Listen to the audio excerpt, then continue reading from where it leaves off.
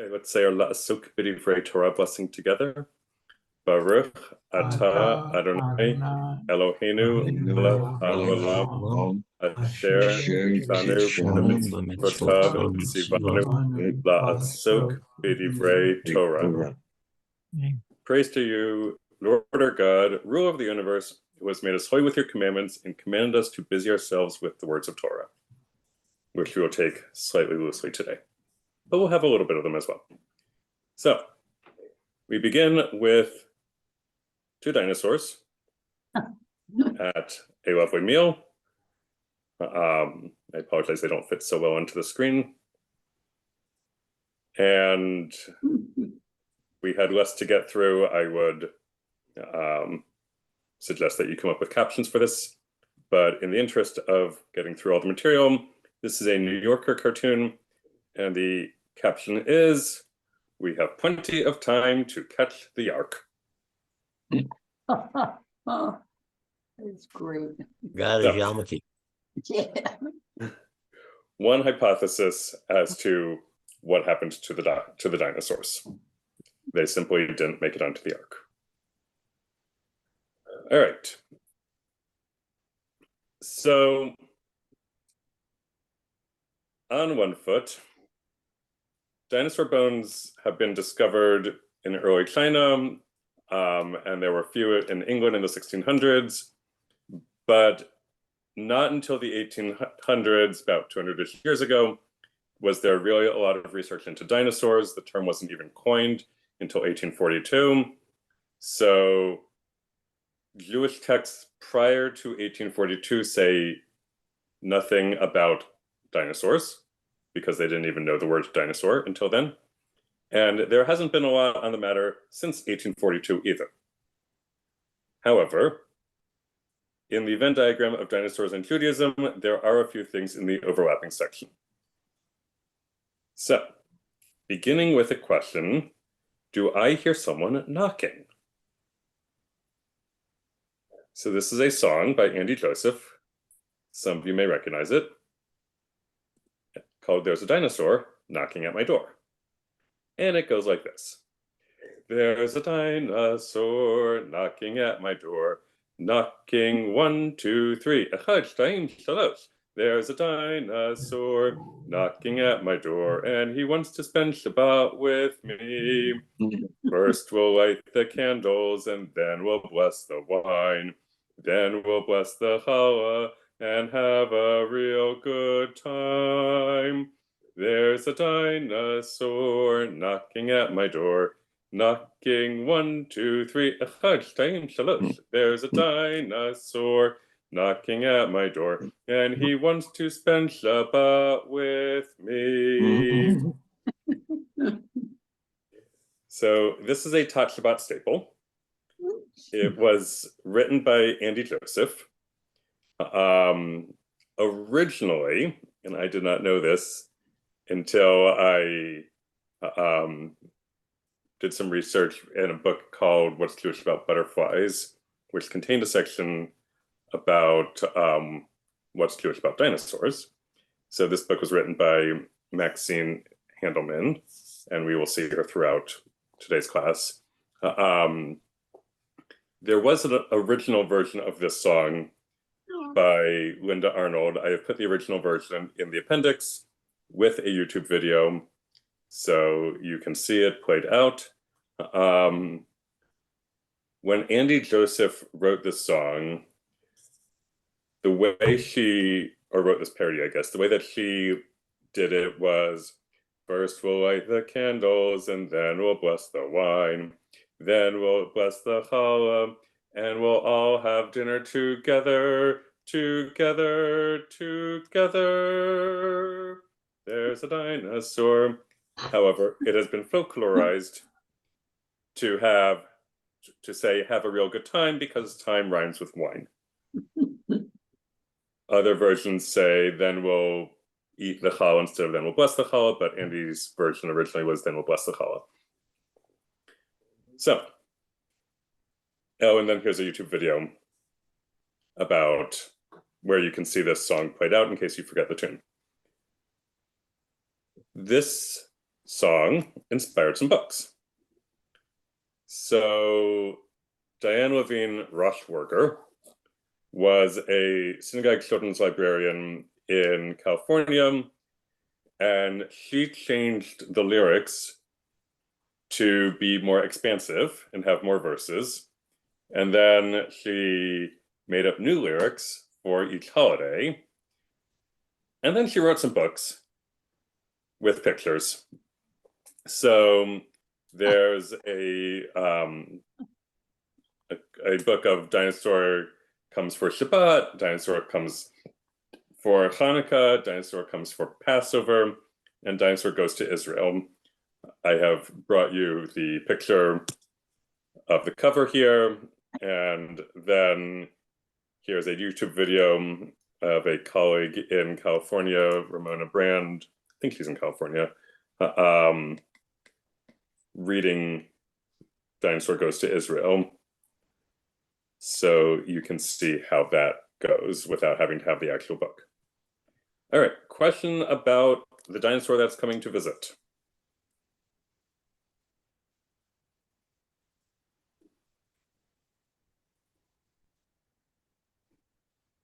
All right. David, Yes. do you think, because I just got curious and I looked up, this was before Barney, because my first theory was that maybe Barney, the popularity of the dinosaur, and Barney was 92, so this is before. Do you think that just she wanted something that scanned a lot of syllables? I mean, a lot of syllables, or maybe she loved dinosaurs or knew a child that did. Do you know why? Do I know why Andy Joseph wrote this version? Yeah, with a dinosaur as opposed to an elephant or Yeah. a giraffe, or who knows? Yeah, she was playing off of the 1989 version of There's a Dinosaur Knocking at the Door. So there's a non-Jewish version of this song, and she Shabbatified it basically in the same, or somewhat akin to how the Itsy Bitsy Spider got adapted to Shahu no Teshamayim V'Yosedaretz. The Itsy Bitsy Spider went up the water spout, for instance. And you'll never think of Elena the same way. All right. Other questions about dinosaurs coming for Shabbat? Seeing none, we will move on. All right, so a question that comes up is how to deal with the age of the dinosaurs. So, according to science, dinosaurs lived millions of years ago. The Jewish year, though, is only 5,784, which is significantly less time than millions of years ago.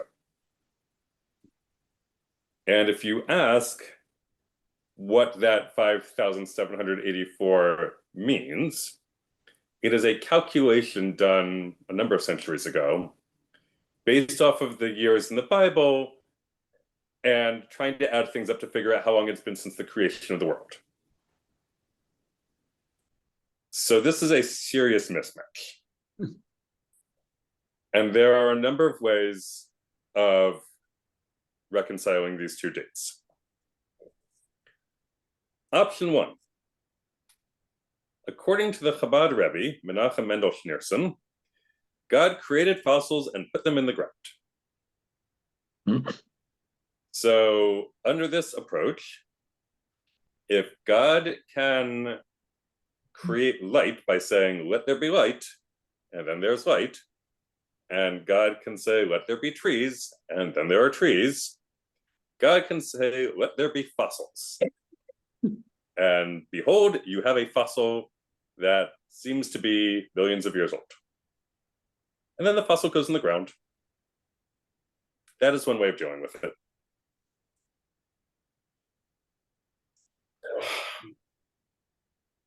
In the early 1800s, when woolly mammoth fossils were being discovered, the author of the Tiferes Yisrael commentary on the Mishnah, Rabbi Yisrael Lipschitz, was asked about these fossils that were being dated much earlier than 5,600 years earlier at that point. He quoted the Talmud, and by saying that the Talmud thought that there were 974 generations before Adam. How it got that number, I'm not sure. But therefore, since there were these generations before people, the woolly mammoth clearly just came from one of those previous generations. Scientists would not disagree with him, although they might quibble about the numbers. He also quoted Kabbalah, Kabbalah's Jewish mysticism. And according to Kabbalah, there were multiple epics or worlds created before this one. The Kabbalists get this idea from Rabbi Abahu, who is quoted in a book of Midrash, Bereshit Rabbah, trying to explain how it could say there was evening and there was morning, day 1, day 2, day 3, if the sun wasn't even created until day 4. Which is a reasonable question to me. So his answer was, well, there were multiple epics, and we're in the 4th one. And there will be 7 total, and when we get to the 7th one, that will be when the Messiah comes. That will be when the world is in Shabbat. This lines up with some of the prehistoric epics as far as Cenozoic and Jurassic and these sorts of things. Some paleontologists say that we're in the 4th epic. Conveniently, that lines up. Either way, he's taking this idea that there were times before our time now. And that explains how there could be fossils that are earlier than the year that we have dating back to the beginning of the world. All right. Another rabbi from the 1800s, Rabbi Meir Leibish ben Yechiel Michel Visser, otherwise known as the Malbim, also lived in the 1800s when the fossils were being discovered. And in his commentary on the story of Noah, he said that there were animals that survived the flood, but then they were swallowed by earthquakes.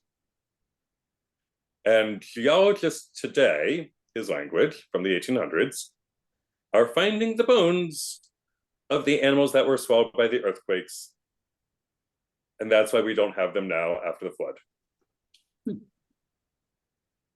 So dealing with, we've got things that are really tall. They seem like they might have been able to make it to like have their heads sticking out of the floodwaters. Why aren't they around today? Kind of like the cartoon we saw at the beginning, but a little different. Option 5. Time was measured differently before the flood. So one quote unquote day might have been millions of years. Generally, the order of creation in the Bible lines up with with the scientific story of how the world came to be. So it's just a matter of time scale. Under this approach, dinosaurs were created at the beginning of day 6 with the other land animals, and they were gone before humans were created at the end of day 6, which is the Talmud's explanation of when humans came into being right before Shabbat. So if you say that we're not talking about 24 hours here, but we're talking about like millions of years, dinosaurs came after the things in the air and the things in the water. and then people came after them. So it lines up fairly well. The dinosaur never got to come to Shabbat dinner. That's true. That is true. Option 6.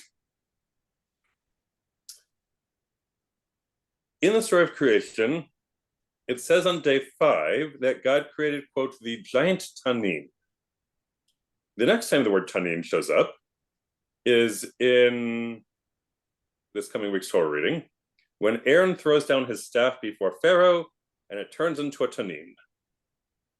And later on, when that incident is recounted 6 verses later, it uses a different word of a nachash, which is a reptile. So we know that Tanin equals reptile of some sort. And in the story of creation, we're told that God created the giant Tanin. Dinosaurs are giant reptiles. So then, why don't we have them today? According to the Talmud, the giant creatures created during creation were gotten rid of before pretty early on in the story of creation because they would have destroyed the world for people. So this is a way of explaining why we don't have things stomping on humans. All right. And finally, option 7. The Jewish year lines up approximately with the origins of written history. Written history is about 5,000 years old. So dinosaurs are before written history. Therefore, dinosaurs come before the clock starts for 5,784. David, right. Yes, so, sorry to interrupt you. please. When you said that dinosaurs were created, right here it says the Talmud says that the giant creatures during creation was created, got rid of because they were have destroyed the world for people. Then why were they created then? What was the purpose of their being on this world? And yet they were giant reptiles, but then they would destroy the world for people. I don't know. We needed a Possibly. we need a source of petroleum. There's also Leviathan. We have Leviathan is in Torah. Right. Right. Possibly it was a divine experiment. Possibly their creation set other things in motion, which then proceeded to a world that was fit for people. And then once they were set in motion, they weren't needed anymore and got removed.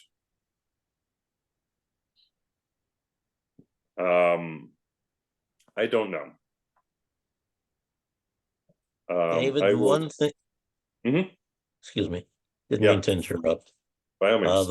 The one thing I would mention is that in recent years they've been telling us that they may not have been reptiles because they've found some evidence that they had feathers.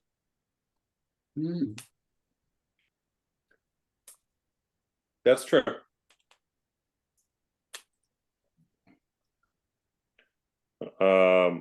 I will look into that. And I wonder if these giant earthquake after the flood would have been the drains to get rid of the water. That could be. You're on a roll, Herb. Other questions or thoughts about these different approaches to how to deal with the issue of dating the dinosaurs? I have an adjacent question, if that's okay. Sure. I see here in option 6, with the Exodus 7:19, 7:15, the creature is being described as a tanin or tanin. I'm not sure how to pronounce this. Tanin. Tanin. So, we see a lot of depictions, for example, in Prince of Egypt, right, where the staff actually becomes a snake. Does Yes. this term not imply specifically a snake? Does it imply some other kind of reptile? Because I think, what would Nahash be the term for like a serpent? Is there like a distinction here? What do you think? So what a tanin is a little unclear. I think, but I don't know for sure, that it might be it might be a word for crocodile today, or alligator. In the story of Aaron's staff, when it happens, it's described as a tanin. When it's talked about afterwards, it's described as a nachash. So this is why people, and nachash means snake. So, or serpent, that's the same word that's also used in the story of the Garden of Eden. Mm. So we know there that the staff probably turned into a snake, which is why it's depicted that way. Mm. So, but this isn't the word you would use for like a lizard or something like that. Maybe it's just being applied poetically in that case. I'm just curious. Possibly. Yes. Okay. Thank you. You're welcome.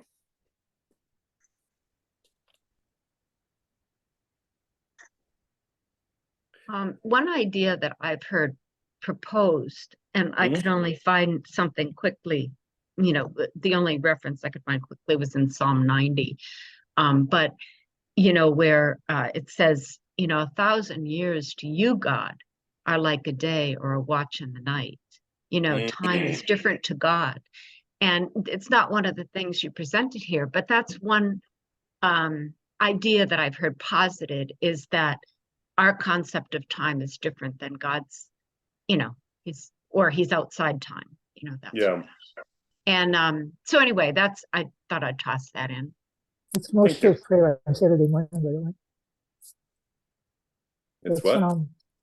That's the psalm that's described as the Tefillah of Moshe. Him. Yes. He talks about that in the beginning, and then the grass that's alive in the morning and withers at night and everything. That's that psalm. Yes, thank you. And Inherit the Wind. I was trying to think of the name of it. Inherit the Wind, right? The Scopes Monkey trial. They argued about how many years are God years. Not sure. Interesting.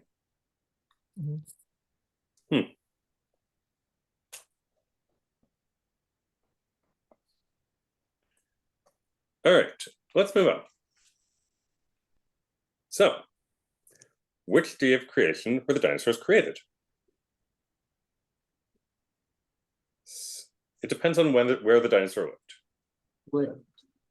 Where? Yes, air and water dinosaurs were created on the 5th day of creation, because on the 5th day,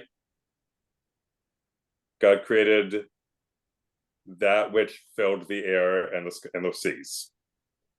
Land dinosaurs were created on the 6th day of creation, because that was the day when land animals and finally people were created. The dinosaurs were all gone through extinction or evolution by the time humans were created at the end of the 6th day of creation. Questions, comments about which day of creation dinosaurs were created? Wait, I'm missing one thing. Where is this written? Like, where do I derive this from? Yeah. So, in the story of creation in Genesis, it says that on the 5th day, God created the creatures that filled the air and the water. Okay. And on the 6th day, God created the creatures that filled the land. I'm applying that to dinosaurs. Okay, I got it now. Okay. Because I didn't remember reading that anywhere. Okay. Fair enough. As we've discussed, the dinosaurs were not explicitly mentioned in the Torah. Right. Okay, thanks, David. Dinosaur midrash. Exactly. But then he never explicitly mentions cows. Or No, the cows do get a mention later on. But your point still stands with things like zebras. Yeah. Okay. So, the dinosaurs were all gone by the time that humans were created at the end of the 6th day. However, if they weren't, would dinosaurs be kosher? They asked Herb that today, whether we were talking about it. Yeah, maybe they didn't get to Shabbat dinner, except that they were on the table. Ah, They were the dinner. there's a children's book called Baxter the Pig That Wanted to Be Kosher, where he wanted to become kosher so he could go to Shabbat dinner, and everybody assumed that he wanted to be kosher so he could get eaten, and he did not. All right. What are the requirements for being kosher? We have scales. What else? You can eat fish, you can eat chicken, and we know now that dinosaurs and birds are related. Cloven hoofs and ruminants. Now, what type of a bird is kosher? All right. Charles, are you going to tell us that dinosaurs tasted like chicken, like everything else? Like frogs. So that's like frogs, frog right? legs. Frog legs. Alligators. Good one, red Norma. Good one, snakes. Norma. That's- There's this little problem of needing to chew its cud if it's got 4 legs. That's true. Do dinosaurs taste like chicken or chicken taste like dinosaurs? Very interesting. Which came first, right? Or lizards. Are they kosher? Ooh. Are they considered reptiles?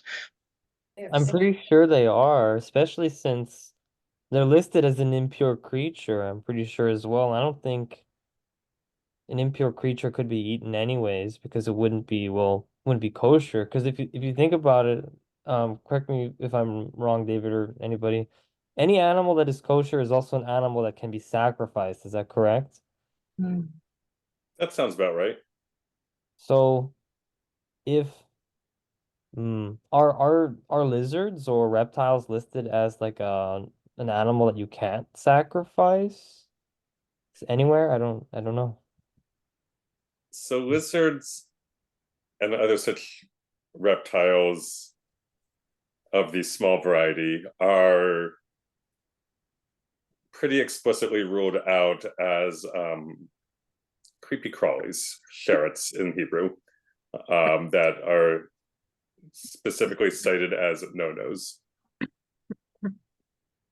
There are certain insects in the Bible that are considered to be kosher, but I never read of any of them ever being sacrificed on the altar. That's true. Kind of hard to sacrifice a dinosaur. I would think so. Yeah. But I had a thought considering the picture you Oh, showed wave. earlier Can you on imagine with the the waving? long-necked dinosaurs. And I'm wondering if giraffe is a dinosaur descended from those. Picking up on you, Norma. The How about the remnants. waving part? Yeah. Waving. It's not good either. Could be, huh? All right. So What's next? here we go with dinosaurs and their kosher status. You guys hit on a lot of the points already. So it depends on where the dinosaur lived. According to the Torah, water animals must have fins and scales. The Ichthyosaurus, which is not technically a dinosaur because it didn't live on land, is thought to have met those criteria. And the same is also true for the Mosasaurus. Most of the other water dinosaurs were missing one or the other. Regarding air animals, the Torah doesn't give us a rule for air animals, merely a list. Looking at the list, we see that what they have in common is they are all predators or scavengers. Of the air dinosaurs, who are again not actual dinosaurs because they don't live on land, only the Basopterosaurus, or Pterosaurus rather, silent P, would be considered kosher because of what it ate.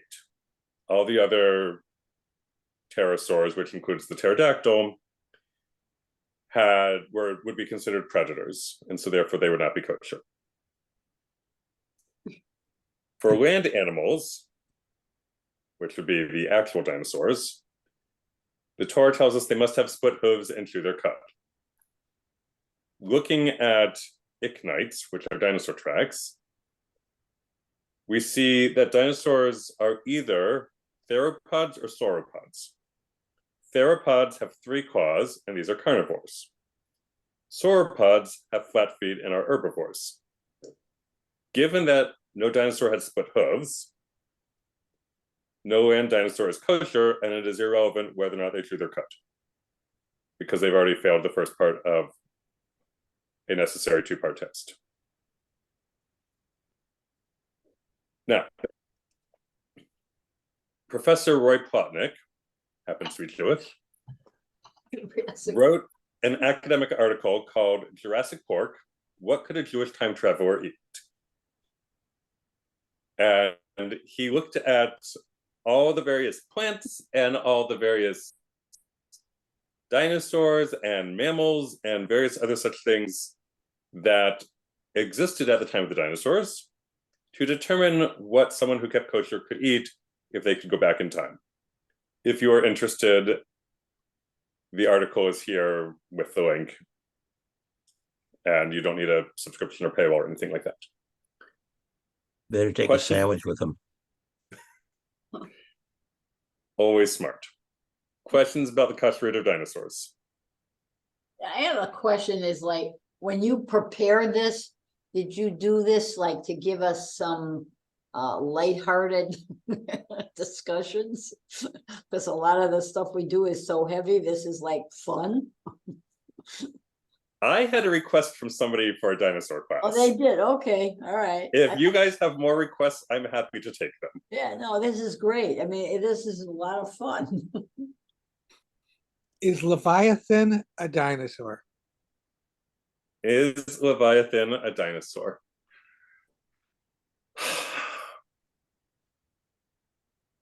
All right, so Leviathan is a biblical creature of the water who existed from a very early time. When the Talmud discusses the giant creatures that were gotten rid of because they would have made the world unsafe for humans, Leviathan is one of the several creatures that are mentioned.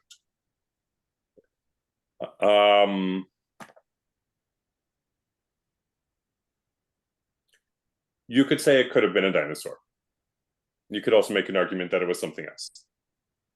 But I think one could construct an argument that the Leviathan was a dinosaur, or a sea dinosaur. And there is a comment about the righteous eating Leviathan at the Messianic age. Since it was salted, I think it's supposed to resemble lox right now. Think about David Sukkah. Yes. The skin of the Leviathan was supposed to have been turned into sukkah material for David, possibly. All right. So, speaking of dinosaur tracks, these have provided some of the proof of dinosaurs living in the land of Israel. As of this week, here's what we know about dinosaurs in Israel.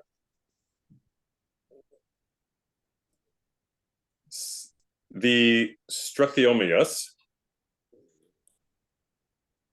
has had tracks that were found near Jerusalem in the town of Beit Zait, which is in the Judean hills. The tracks were found in the 1960s, and you can still go visit them today.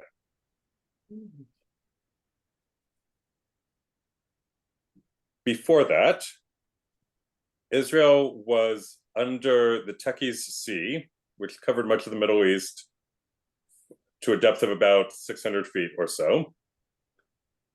And one of the sea creatures living in the Tekes Sea was the Elasmosaurus. And the skeleton of the Elasmosaurus, the fossils of it, was found in Israel about 10-ish years ago. So you can see that dinosaur as well. In Tel Aviv at Park HaYarkon, there is a Dino Park experience where you can visit, play near, and listen to life-size dinosaurs. Also, if you are into roadside attractions, on Route 90 through the Arava Desert, which is part of the Negev Desert in the south of Israel, outside of a restroom at a roadside attraction, there's a replica of 2 dinosaurs. And finally, in 2000, there were a set of stamps issued in Israel showing the dinosaurs that were discovered in Israel at Beit Zayit. They had not yet found the Elasmosaurus at that point. And they were also on a phone card issued in Israel. So here are some pictures. This is a close-up of the Strathyomyos track. Ooh. And this is a picture of the rock where you can see a bunch of them.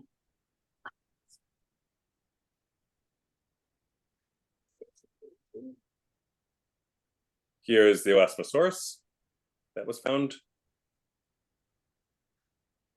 And here are the stamps. This is the stamp booklet. So you can see what was issued there. And if you are into stamps, I have a link where you can read more about it. All right. Questions about dinosaurs in Israel? I'm glad we had this because I would never have thought about this at all. This was great, David. Thank you.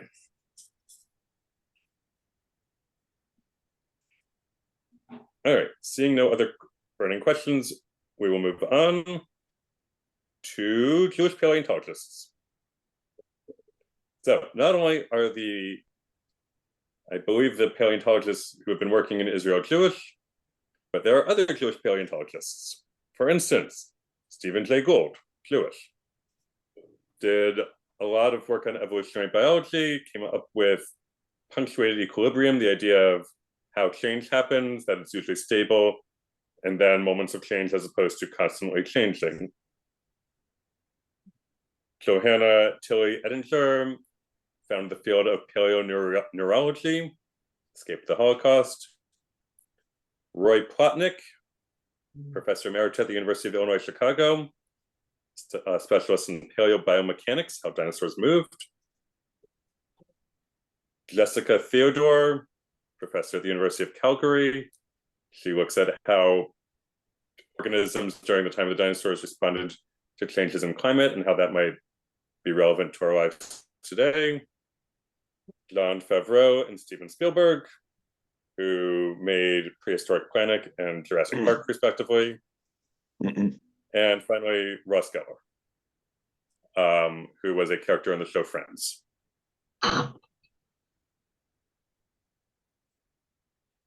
So, if you would like to see Ross Geller's paleontology moments, I have a video for you.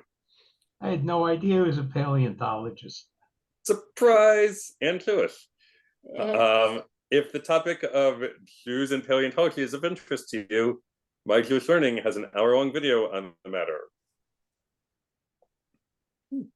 And does Adam Sandler have a song devoted to Jewish paleontologists? not yet. You could suggest it to him. Okay.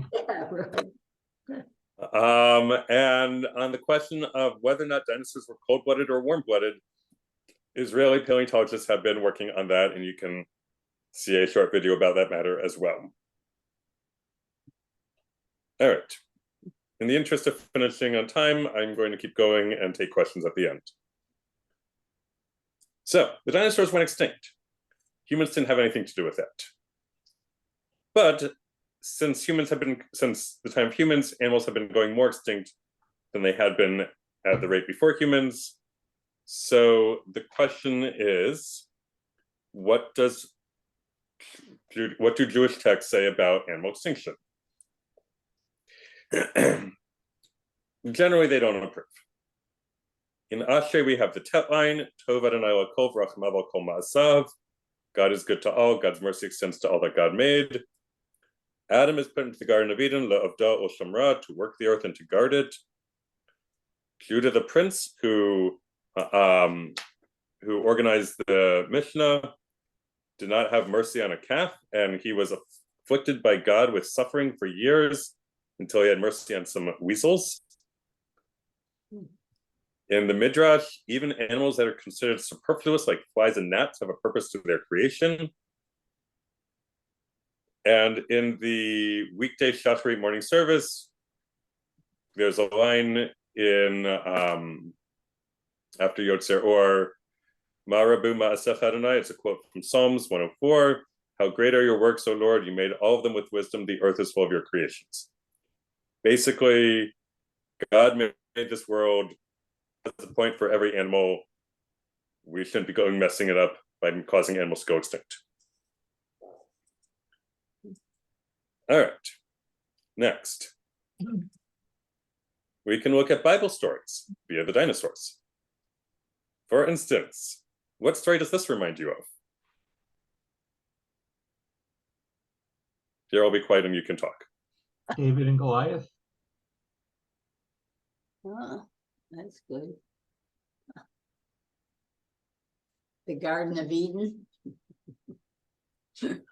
Adam and Eve. That's funny. It could be all sorts of things, Yeah. as illustrated by a Tyrannosaurus Rex and an Ankylosaurus.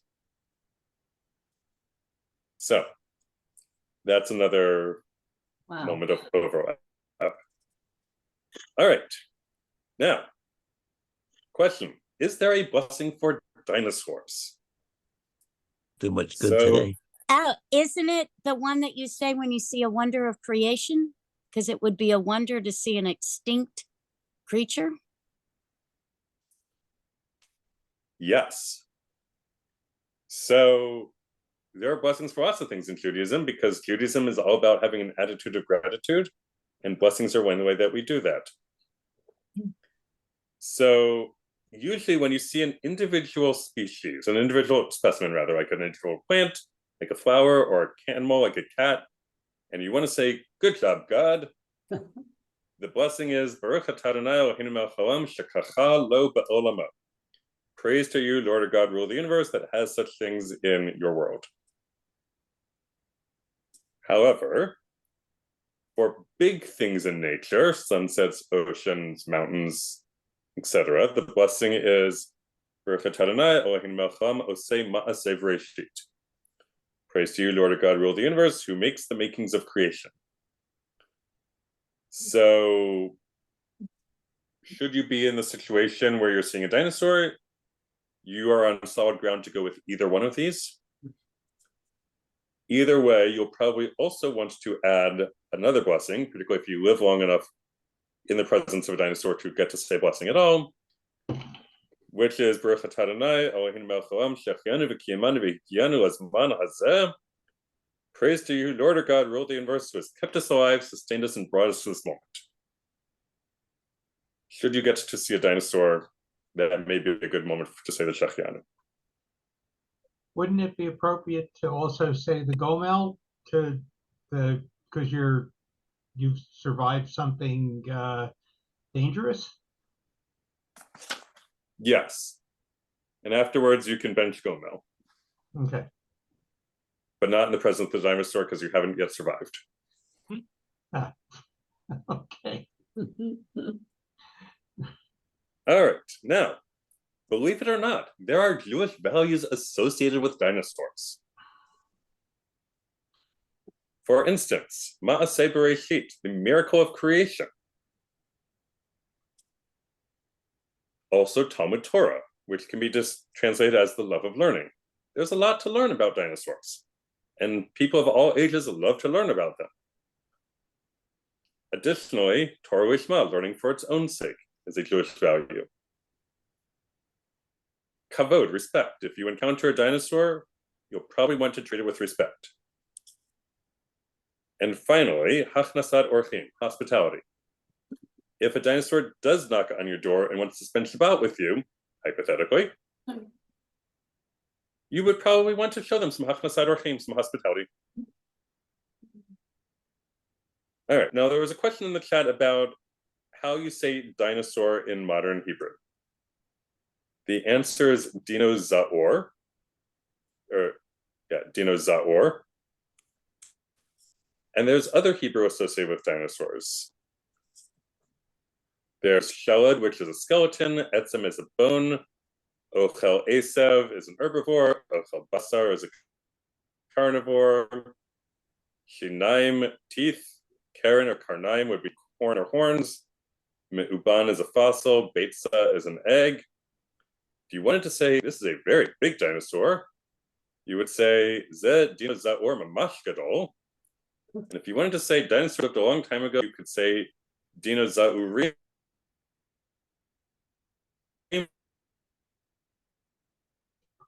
Kayamim mizman. Now, dinosaurs not only celebrate, but they also celebrate Hanukkah.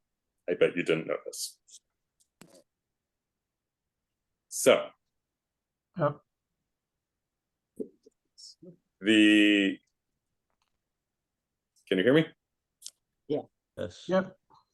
All right. Great, thank you. So, the first thing we have is the Menorahsaurus. That's cute. This one belongs to my cousin. Oh, But it's not a kosher Chanukia though. That's true. It is not kosher. But neither are dinosaurs. So it probably evens out. There's a whole series of how do dinosaurs do this, that, and the other. And Glenyon, who is Jewish, included one about how do dinosaurs say Happy Hanukkah. You can see it being read here. And then Maxine Handelman, from whom I got much of this material, has a version of that book called How Do Dinosaurs Celebrate Shabbat, which she let me bring to you. And so that is it. And then we have some appendices. You've got the original Dinosaur Knocking at My Door, which I didn't know existed until I started preparing this class, with the video so you can see how it played. There's another dinosaur Hanukkah book called Dino Hanukkah. There are Jewish dinosaurs. So the Schlepposaurus, the Chiropter, the Gigantogonus, the Cometotops, the Nudlosaurus, the Bubiosaurus rex, and the Pterodactylids. That's so if you wanted to know about the intersection of mezuzahs and dinosaurs, got a whole article for you that I wrote. And then Michael Stein was another Jew who thought that dinosaurs rock. And he has a whole album called Dinosaur Rock. He was the Hebrew school music teacher at Adas Israel in DC around 1990. It was when my wife was there. You can listen to the whole album on YouTube, but I have brought you the title song, the dinosaur song. So, questions about dinosaurs and Judaism at this point? I've got one. Yeah. Some dinosaurs had horns. Can you make a shofar out of them?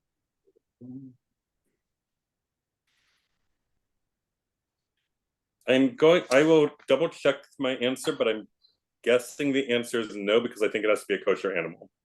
Okay. You mentioned gnats and flies earlier. What does Talmud say about the reason for the mosquito having been created?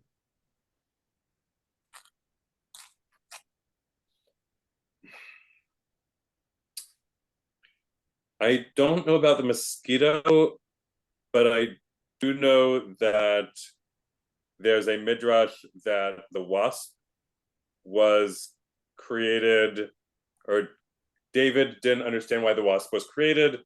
And then when he was running from Saul, he got trapped by the legs of Saul's general, and then in the general's sleep, and then a wasp came and stung the general, and he opened his legs, and then David escaped, and then he understood why the wasp was created. I could potentially seeing the mosquito falling into that category.